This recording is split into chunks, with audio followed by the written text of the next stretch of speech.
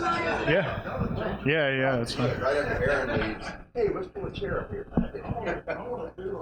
See, Jody should have gone first. All righty, so we're going to get back to it. So you've got 2 minutes. Take a second to introduce yourself and tell us a little bit about yourself and why you're running for Parish Council District 3. Sure. So my name, is it too close? Pull a little closer. Yeah, there you go. Okay, now. Yeah. So my name is Alli Castle. I'm currently running for Parish Council District 3. While I'm not originally from here, I did get here as fast as I could. At 20 years old, I moved here. I fell in love with Livingston Parish. My then boyfriend, now husband, Travis. And ever since then, I've just continued to fall in love with Livingston Parish. One of the main reasons that I decided to run was I want to create a Livingston Parish that my kids and my grandkids aren't trying to run away from. I want to make sure that our future generations, that they still are able to fall in love with Livingston Parish. Okay, so let's talk about a couple of things here real quick. First and foremost, you're running for Parish Council District 3, which encompasses a rather large area north of Denham Springs. Obviously, since you were running for that seat, you live in that area. As you've gone around and knocked on doors, talked to people from your area, what are some of the things that you continually hear from constituents? So obviously, it's this, ever since I've been, the whole time I've been down here, it's, been drainage. Unfortunately, with the recent event that happened in Denham Springs with our police officer, the women in our district, they kind of shifted with what their main concern was. I was door knocking. It went from, people flinging the door open and welcoming me in to, the chain was on people's doors and, they, I'm 5'1" and they weren't, kind of flinging the door open anymore. So I actually took some feedback from one of my constituents that I did get door knocking. And she said, safety is what was popping up. She said that she had actually price checked some of the self-defense classes in this area, and all of them were very costly. So off of her feedback, I did double check behind her. They are very costly. But off of her feedback, I actually created a class that I hosted myself at PARDS 2 or 3 times called the Empower Her. It's a community safety initiative. PARDS actually just recently picked that class up to put in their lineup. So it will be available for members and non-members free of charge. Okay. A quick question that came from somebody. When did you move to Livingston Parish?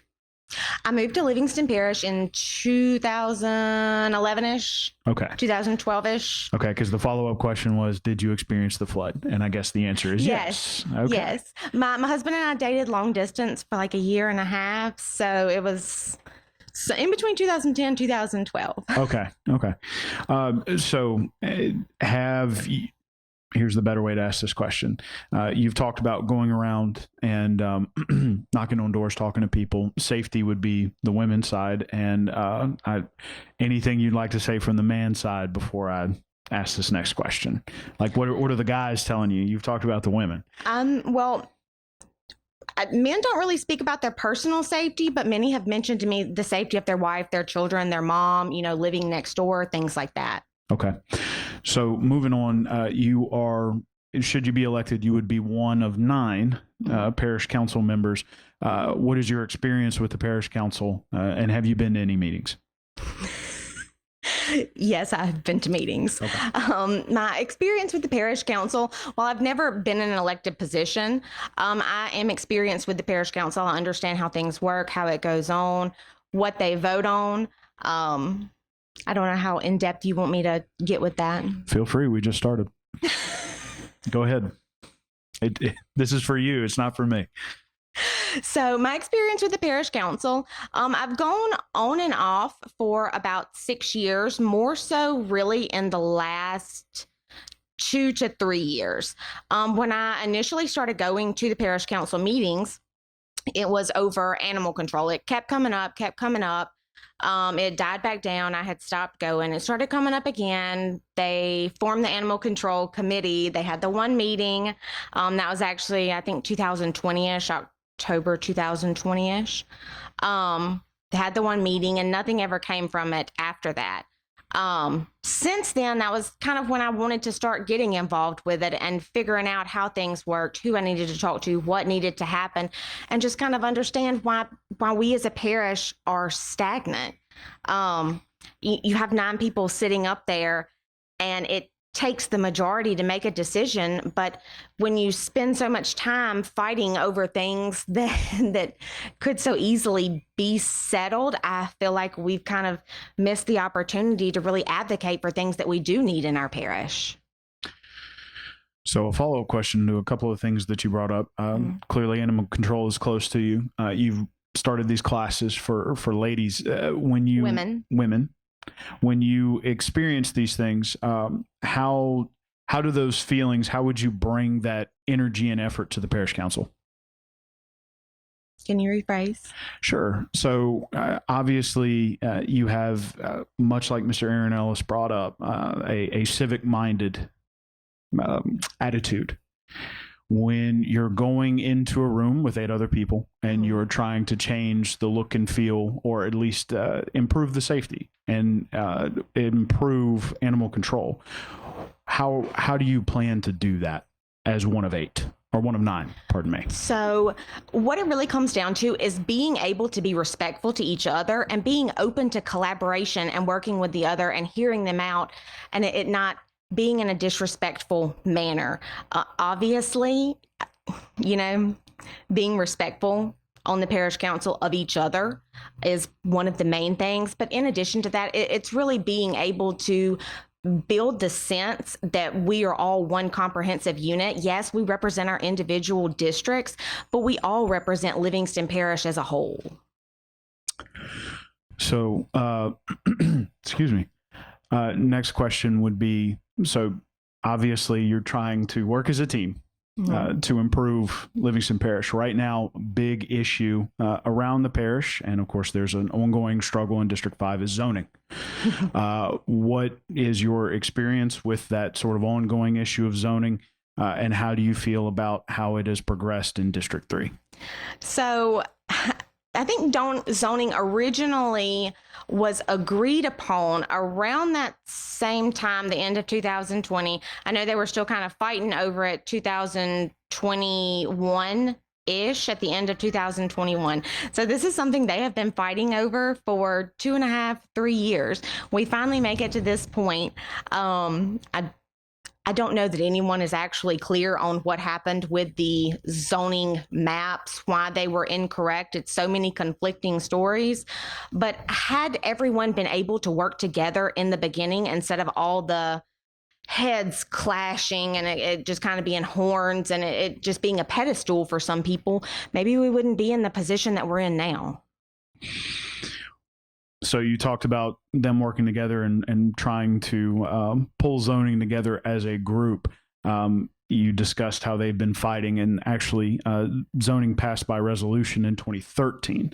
Resolutions are not enforceable. This new fight began in 2017. So actually, unfortunately, longer than 2.5 years. As they pulled it together, some maps had parts that were bad and unenforceable by law. Bad is not a good enough phrase. How would you, if you had been sitting in that seat, have done it differently in your own district? You've talked about teamwork among everybody, but in your own district, do you feel like, have you looked at the map? Do you think it's right? How would you have done things differently? So I do think a lot of my map is correct. My district isn't really one of them that is causing a major concern when it comes to things like that. I do think there is lots of room for improvement in the drainage for my district. Unfortunately, it's always kind of gotten a lot of waivers. We've gotten a lot recently. So my neighborhood is actually affected by this. Currently, one of the pipes are collapsing in it. We're not really getting the help that we need from our current representation to be able to get that fixed. They actually just gave a waiver for another subdivision that is popping up down the road. That was kind of where our neighborhood and the surrounding neighborhoods were going to kind of be able to agree and fix all of our problems by pushing our water to that area so it can funnel correctly. I don't think that's possible now because of a waiver that was recently granted. So me personally, I would never do to someone else what I wouldn't do to myself. So I would be able to know that I would think about things like that on the broad span, that I know the hand that you're smacking over here isn't going to be able to help this one. Sure. So, and you actually brought up my next question. You know, District 3, a lot of heavy development, residential in the area. You already brought up that they had provided a waiver for one of those subdivisions.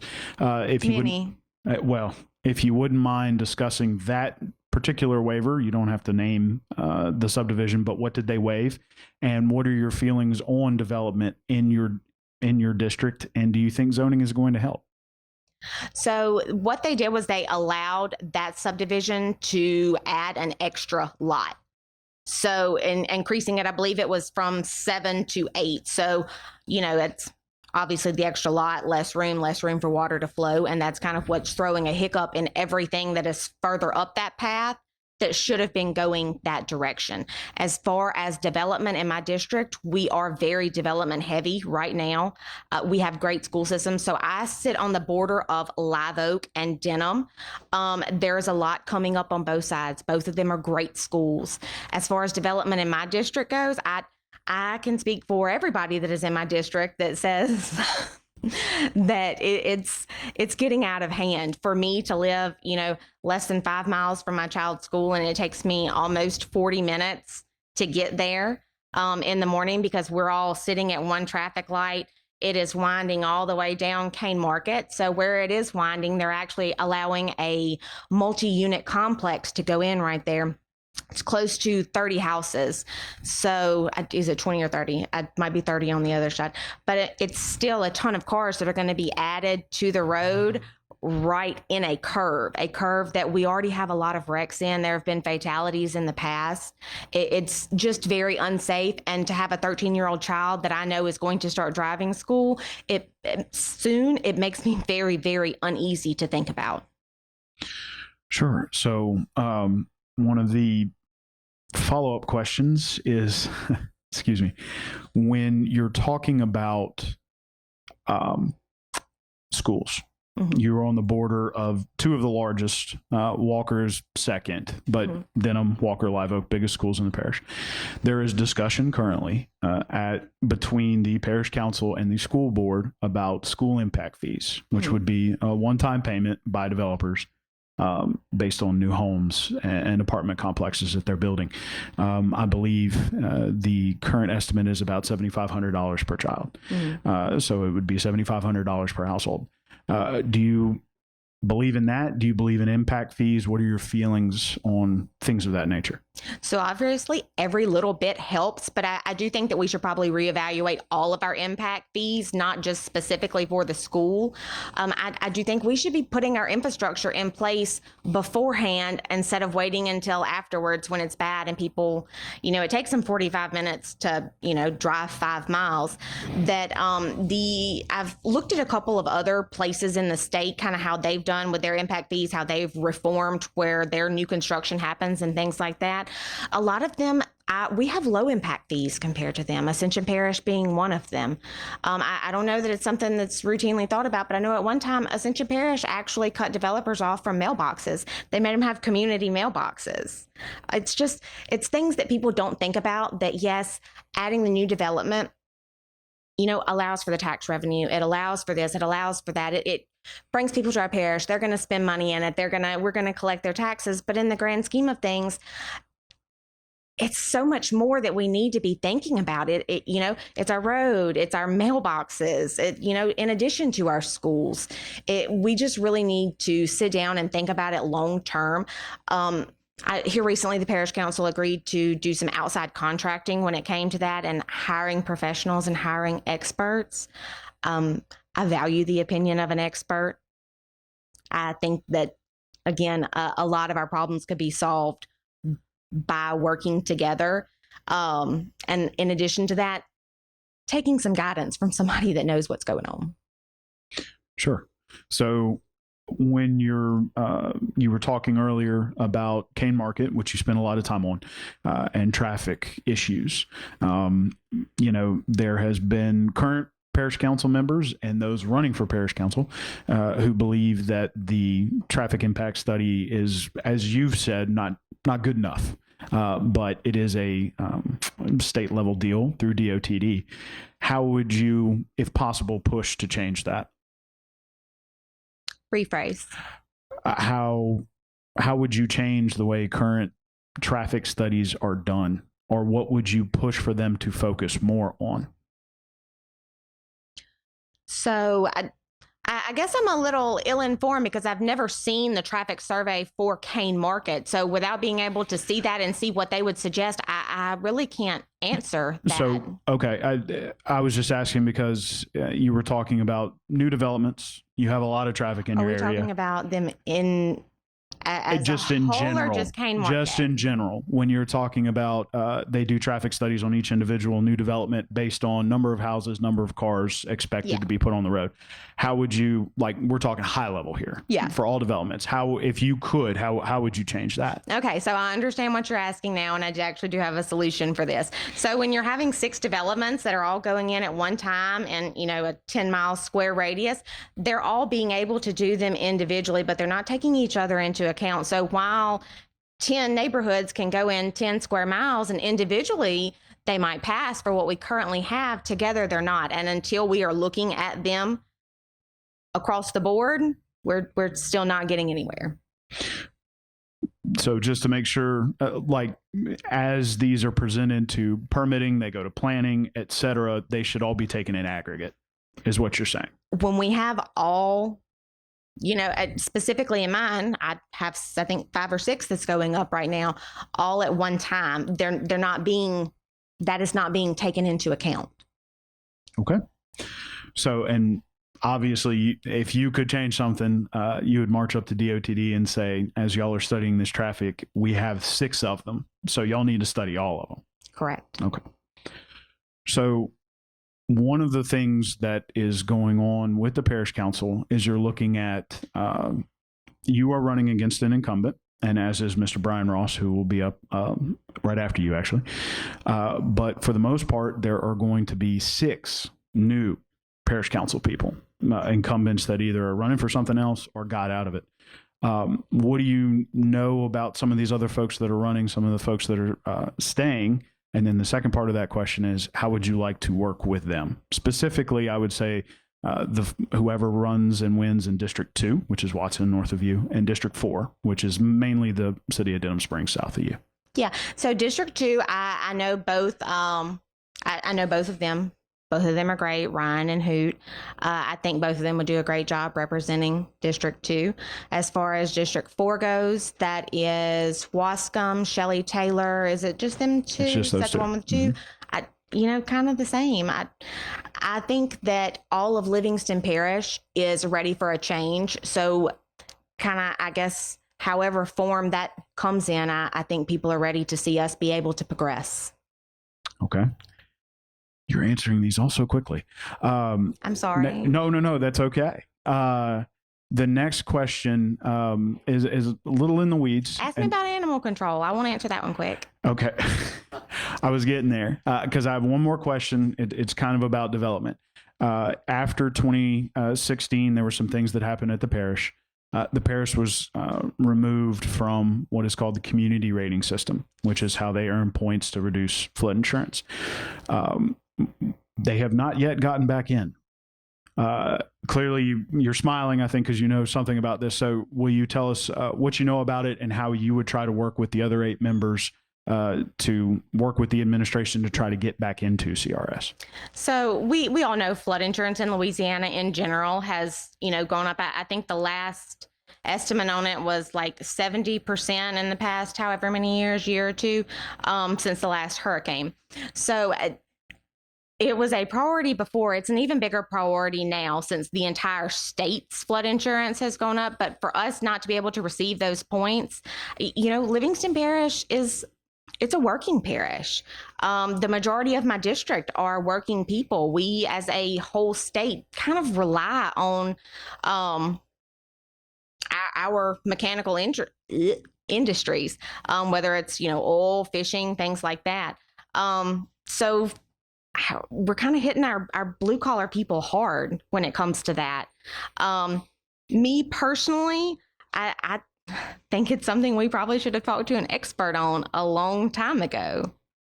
That and you can't fault anybody for not having the answers to the problem, but you can fault someone for not going and asking someone that does have the answers.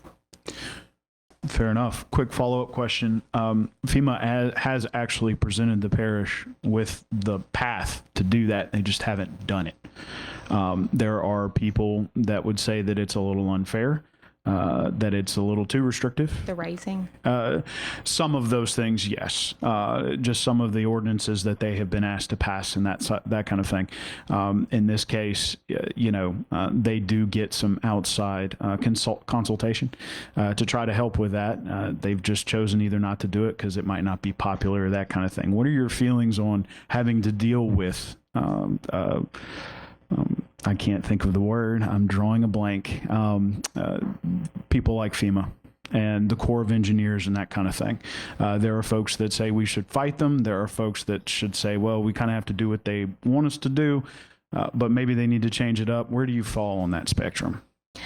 Honestly, without having it in front of me and being able to look at it and make an informed decision, kind of line by line, option by option, I really don't have a good answer for that.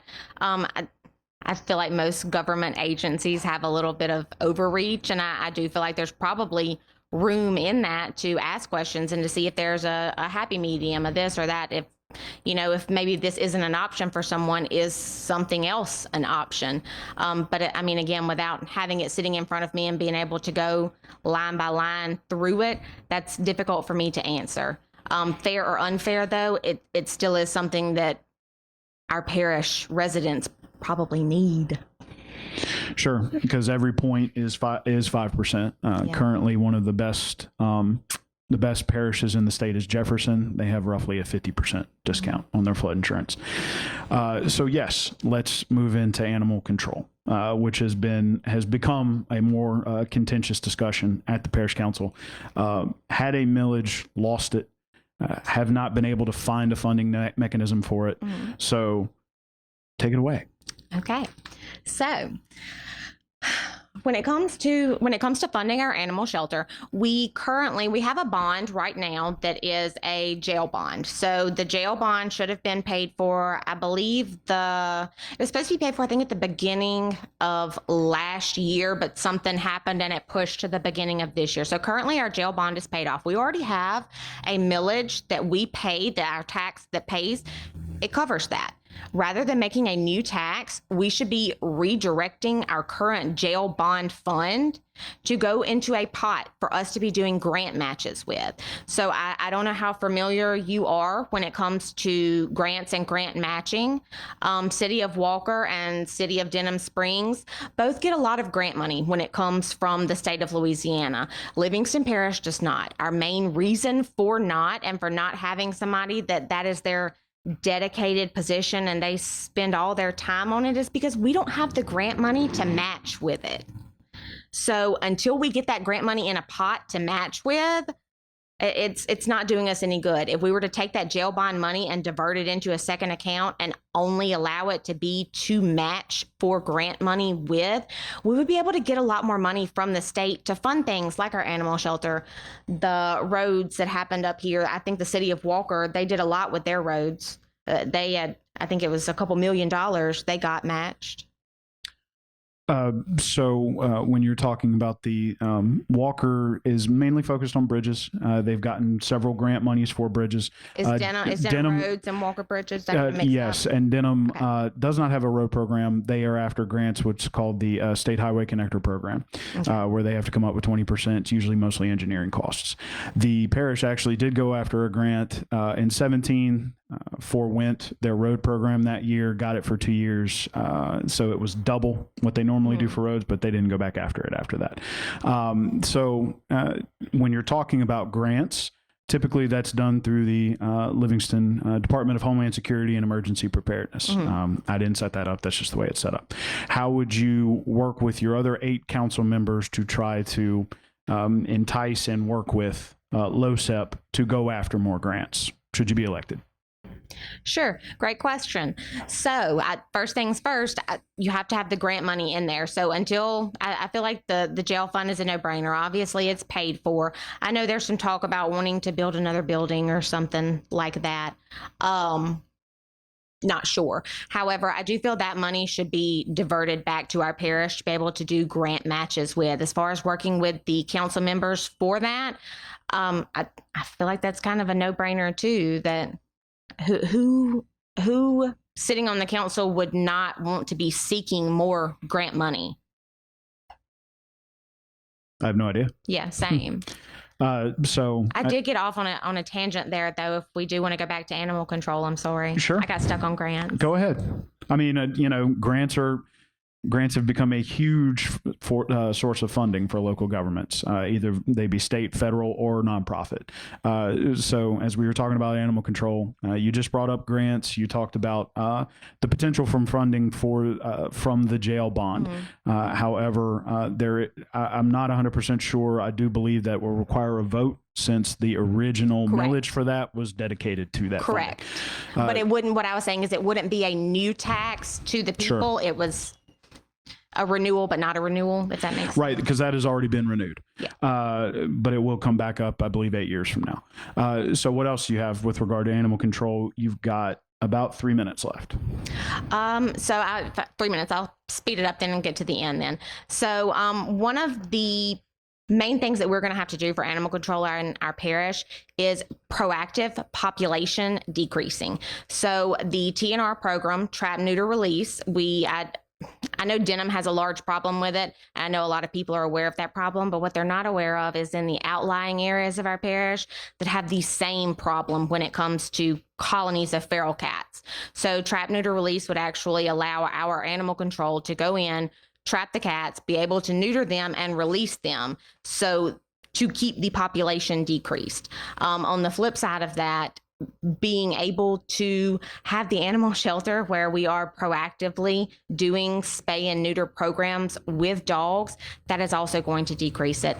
I've also chatted with other people that are kind of in that realm that have been able to get government funding for that. One of them being Jimmy Durbin's wife, who actually started the Denham Springs Animal Shelter. She was able to get money from Pet Aid to do spay and neuter. She also was able to help the dog people of Livingston Parish apply for that and be able to get that as well through Pet Aid. So there's lots of programs out there. We just have to put the people in place that want to seek them, want to utilize their resources, and want to help the animals in our parish, want to help create a better animal shelter, and, want to make it a better parish overall. Would you say, quick follow-up to that part of the reason that animal control has been pushed to the side is what you just said, is that there's not anybody there who truly cares about it? I would never speculate to someone's feelings of what they cared or didn't care about, but I will say that I personally do care about it. Anything you'd like to say? You've got about 60 seconds before we let you do your outro. So anything else you'd like to add? I think we covered everything. Okay. Well, if you'd like to reintroduce yourself and tell everybody what you're running for and how they can get in touch with you. Sure. My name is Alli Castle. I'm running for Parish 3 District Council. If you want to get in contact with me, I have a website. It's choosecastleforchange.com. All my contact info is on there. Again, my name is Alli Castle, and I'm running for District 3 Parish Council. Thank you, ma'am. We appreciate you taking the time. We're going to take another 60-second break, and then we'll have another candidate for Parish Council District 3. That's going to be Brian Ross. We'll be right back.